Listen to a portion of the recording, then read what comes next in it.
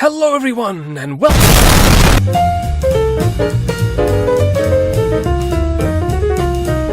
This is Asia, and here's Iraq. Now let's Iraq and roll, shall we? The tale of Iraq is an exceedingly ancient one, and its present-day borders encompass a sizable chunk of that miraculous region the Greeks called Mesopotamia, the green fertile land between the rivers Euphrates and Tigris. It was along the silt-rich banks of these life-giving waters that the very first civilizations in the world arose. The earliest full-fledged one was Sumer, which sprouted in the 5th millennium BC. The Sumerians are mostly a mystery, but one thing is certain, they were exceptionally clever. Making good use of the verdant ground beneath their feet by extensive agriculture, they went on to build big cities like Uruk and Ur, and invented both the wheel and writing. We call their script cuneiform. They would scratch their markings into wet clay with reed styluses, and then bake the tablets, leaving them with, well, a hard copy. The Sumerians spoke a language isolate, speech not related to other tongues, and with it they told tales of their gods and heroes like Gilgamesh, the super-strong part-god king of Uruk, who searched in vain for eternal life. They built enormous mud-brick step temples to their deities called ziggurats, and war was apparently quite common. Sumer ended up conquered by the Semitic-speaking Akkadians under Sargon of Akkad, whose life bridged the 24th and 23rd centuries BC. The Akkadians were so pleased with Sumerian culture that they adopted it wholesale, and the Akkadian Empire attained its peak under Naram-Sin, who very humbly referred to himself as a god. Akkadian dominance of Mesopotamia set the framework for the next two major civilizations of Iraq, one of which held sway over the north, Assyria, named after the city Ashur, and the other over the south, Babylonia, named after the city Babylon, as if you couldn't tell. Our attention will now switch from one to the other like heads watching a tennis match, as each takes a turn being in the ascendancy. We start with Assyria, which became a noteworthy kingdom after the early 2000s BC, enriched by trade. As it declined, power was augmenting down south, which had seen an influx of Amorites from the Levant. They turned the unassuming town of Babylon into something mighty, conquering a lot of clay with King Hammurabi in the 18th century BC, who defeated the Assyrians and became master of Mesopotamia. Hammurabi is most famed for his code of laws, one of which declared, if a builder built a house that collapsed, then the builder would be executed. As is usual with strong kings, they are typically followed by weaklings, and Babylon lost land and ended up sacked by the Hittites from the west, and then conquered by the Kassites from the east. Heading back north, we find Assyria recharged and more militant than it was before. To survive in ancient Mesopotamia, you had to be tough, and Assyria was frequently at war with its neighbors, and very often the aggressor, seeking land and resources, and boasting in inscriptions of how great they were. Be it so, Assyrian might slowly dwindled in the wake of the Bronze Age collapse, and new migratory arrivals of semi-nomadic Arameans and Chaldeans brought more changes, the simpler alphabet and language of Aramaic becoming the common tongue of the Middle East for centuries. Now let's head back to Babylonia. The Kassites who'd conquered it proved able administrators and took pains to re-glorify the old Sumerian city of Nippur, but they were constantly harassed by Assyria and ended up overrun by the Elamites in the 12th century BC. Back up north we find restless Assyria reawakened and ready to roar, and they certainly did that. The Neo-Assyrian Empire burst forth and conquered a formidable kingdom under impressive monarchs with impressive beards, leading updated, well-organized armies that saw Assyria become a superpower, feared by all surrounding nations. The Assyrians were not the people you wanted to mess around with, and rebels would commonly be impaled, burned, or skinned alive. Shalmaneser III called himself king of all peoples. Tiglath-Pileser III conquered Babylon. Sennacherib destroyed it and beautified the Assyrian capital of Nineveh. Esarhaddon rebuilt Babylon and conquered Egypt, and Ashurbanipal established a great library which has preserved for us many precious ancient texts. After him, Assyria, exhausted from centuries of battle, finally fell forever after its enemies joined forces and invaded. Back south now to Babylon, which under Nabopolassar was freed from the Assyrian yoke. He founded the Neo-Babylonian Empire, which reached its peak in power and prosperity under his famous successor, Nebuchadnezzar, who extended and adorned his capital with glittering temples and bulky walls and gates of glazed brick of brilliant blue, and tradition holds he constructed the legendary Hanging Gardens of Babylon, one of the 7 wonders of the world. The glory of Babylon was but ephemeral, however, and after Nebuchadnezzar, it weakened and ended up like the rest of Iraq, conquered by the Persians under Cyrus the Great in the 500s BC. Greek rule followed after Alexander galloped onto the scene in the 300s BC, but then the forces of Iran returned in the 2nd century BC with the Parthians. Rome made several incursions into Iraq, and the 1st century saw the Assyrian people adopt the Christian faith. Iranian rule continued for centuries more under the Sassanid kings, and Persian culture permeated Iraq. The 7th century saw the Arabs invade and conquer the country and introduce Islam, which would become the land's majority religion, and Arabic replaced Aramaic as the common language. Under the Abbasid Caliphate, in the 8th century, the city of Baghdad was constructed and soon became a flourishing hub of knowledge and culture during what's called the Islamic Golden Age. Arab scholars worked along with Persians, Jews, and Christians to study and translate Eastern as well as Greek philosophy, science, and mathematics, and themselves made a number of advancements to enshrine in Baghdad's grand library the Bayt al-Hikmah. Al-Khwarazmi pondered algebraic calculations. Al-Kindi philosophized. Al-Mutanabbi penned his poems. Al-Tabari commentated on the Quran, and Ibn al-Haytham is known as the father of optics. Conversely, these gleaming endeavors occurred alongside the forced agricultural labor of African slaves called Zanj, who rose up in a bloody revolt in the latter 9th century. The power of the Abbasid caliphs diminished, and control shifted to the Seljuk Turks. 1258 would prove to be among the most unhappy years Iraq would ever know, for it saw the vicious Mongol invasion, whose forces mercilessly butchered the population of Baghdad. Mosques and shrines in the great library were burned, and it was said the Tigris River flowed black from ink. Devastated Iraq long languished amid the miseries of hunger, plague, and poverty, and as if they hadn't endured enough, the brutal hordes of the conqueror Timur dealt Baghdad a blow in 1401 that would have made the Mongols queasy. In short, 120 towers were made from the decapitated heads of Baghdad's citizens. Timur also took great delight in killing Christians, and almost single-handedly exterminated the Assyrian Church of the East. Iraq then became a battleground, fought over by the Safavid Persians and the Ottoman Turks, the Ottomans gaining the upper hand in the 17th century. But there wasn't a lot to rule over in melancholy Iraq, so the years passed dustily by. Trade thankfully resumed, and manifold Arabians migrated into the region. Then, in the early 20th century, Iraq found itself entangled in World War I, due to being part of the Ottoman Empire, which had allied with Germany. The British invaded, defeated Ottoman forces, and took command in 1917. The mandate they established upset the independence-hungry Arabs, and both Sunni and Shia tribes arose in revolt, as did the Kurds up north, who wanted their own nation. The Kurds are an Iranian people, considered by some to be descended from the ancient Medes. Anyway, the British quenched both rebellions, but granted Iraq more autonomy, and Arabian Prince Faisal was installed as king in 1921. And though Iraq gained independence in 1932, Western influence persisted, and to free the country entirely from foreign sway was the goal of the 1958 revolution, which overthrew the monarchy. The new regime was then toppled in 1963 by the Socialist Nationalist Ba'ath Party. You might even say the regime had taken a Ba'ath. Boo! And under Ahmed Hussein al-Bikr, the country began doing pretty well. Oil sales proved very lucrative, and living standards improved. In 1979, the president stepped down and was replaced by Saddam Hussein, who had pretty much been running things anyway and played a big part in modernizing the country, and now swiftly acted to have his opponents executed. This was the same year as Iran's revolution, and while the two countries were already not on good terms, they were both majority Shia Muslim, and Saddam did not want his people espousing revolutionary sentiments that might threaten his position. This and other reasons led to the Iraqi invasion of Iran, but the Iranians were not exactly pushovers, and the hard-fought war ended with nothing gained but a lot of life lost, and Iraq was not exactly the most popular country on the block after it was accused of using chemical weapons against civilians such as the Kurds. The war left Iraq very much in debt and unable to repay the multiple billions it had borrowed from oil-rich Kuwait, and Kuwait hesitated to answer Iraq's appeals for economic forgiveness, and tensions escalated after Iraq accused Kuwait of pinching Iraqi oil by diagonal drilling, and it ended with Iraq invading Kuwait in August 1990 and quickly taking control. Saddam very likely had not anticipated the outrage his invasion would cause in the international community, but it did, yet he refused to withdraw. The United States subsequently led an enormous coalition of forces against Iraq in the Gulf War, the combat phase of which was called Operation Desert Storm, and Iraqi troops were kicked out of Kuwait, but made sure to set hundreds of oil wells on fire as they retreated. Yet something stung Iraq more than this defeat and the war-torn wreckage the country had become. The crippling UN sanctions that halted Iraq's oil exports and acted like a jackboot on the nation's neck. The UN wanted Iraq to disarm and to shut down its weapon facilities. Iraq's complaint that its national sovereignty was being abused went unheeded. In 1995, an oil for food program was formed in which Iraq could sell its oil in exchange for humanitarian aid. In 2003, the US, believing that Saddam was secretly stockpiling weapons of mass destruction, invaded in March, taking Baghdad in April as the British occupied Basra. Basra. Saddam was captured in December and later executed by an Iraqi court. Now, as bad as things had been in Iraq, they only got worse. There were no weapons of mass destruction. Anti-American militias popped up. The terrorist organization of Al-Qaeda caused all sorts of havoc as the Americans were torturing and degrading prisoners. A most wretched, ugly, ignoble time. Estimates for the number of deaths caused by the Iraq War vary, some positing over 1 million Iraqis killed. US soldiers were withdrawn in 2011. The same year Syria, next door, collapsed into civil war. A considerable measure of additional chaos hurtled into Iraq, notably the rise of terrorist mob ISIS, who menaced the country, committing genocidal massacres against the Shia, Christians and Yazidis. After 2015, ISIS began to decline from the combined efforts of the Iraqi military, Kurdish fighters and US airstrikes. Understandably, protests over the state of the country began springing up amid all the protracted bad conditions. So that's the sad story of Iraq so far, and one can only hope happier days await the land where civilization began, the land of Abraham, Babylon and the Arabian Nights, as it works to recover and rebuild and repair the cracks and breaches that have for too long hindered the country's course to betterment. But as for me, it's bye for now. Bye-bye.